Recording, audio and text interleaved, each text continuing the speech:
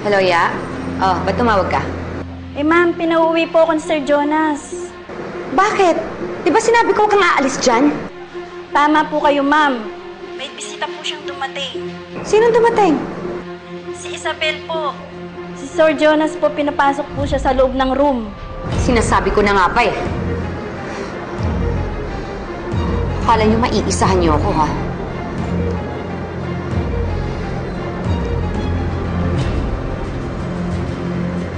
Hello, Mama? Kailangan niyo pong pumunta ng ospital ngayon din.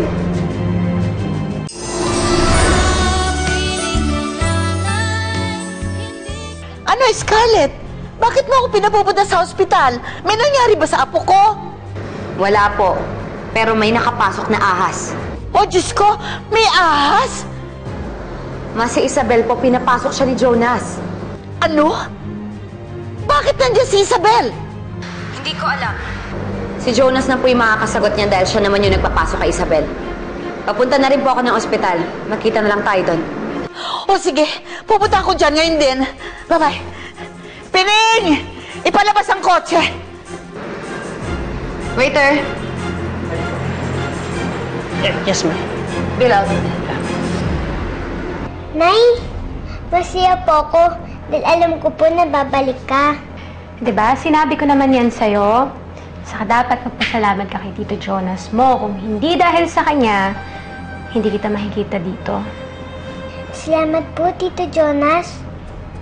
Alam nyo, noon pa po, alam kong mabait na po kayo sa akin. Sus, ang pamangkin ko. Binubola pa ako. Hindi po.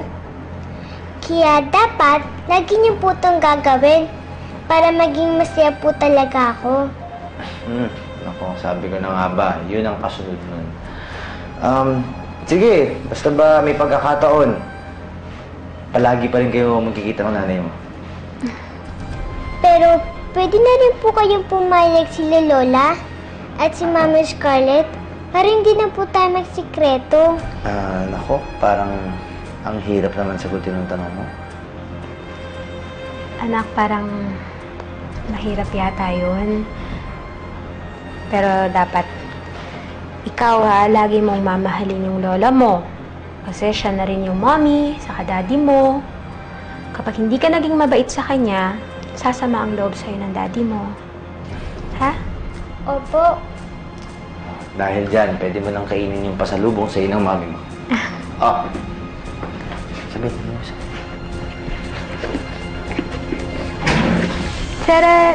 Tita! Lola?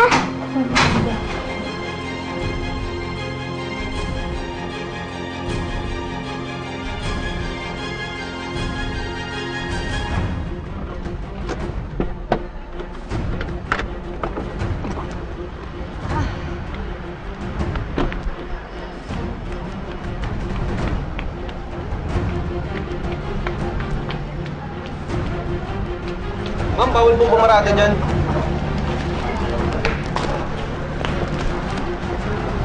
Ano ba? Nagmamadali ako. Tumabi ka nga dyan!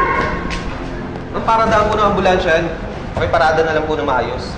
Inuutosan mo ako? Ito susi. Ikaw mag-park. Huwag mo gagasgasan kundi malilintikan ka sa akin. Nurse, lumabas ka muna. At huwag kang magpapapasok. May gagamutin lang sa pamilya ko. Jonas. Tita, kasalanan ko ito. Ako nagsama kay Isabel dito. Ilang beses mo nang ginagawa ito? Ilang beses nang nangyayari ito? Ilang beses mo nang niloloko ang pamilya mo? Tita, I'm sorry po, pero naawa na ko kasi ako sa bata eh. Pati na rin kay Isabel.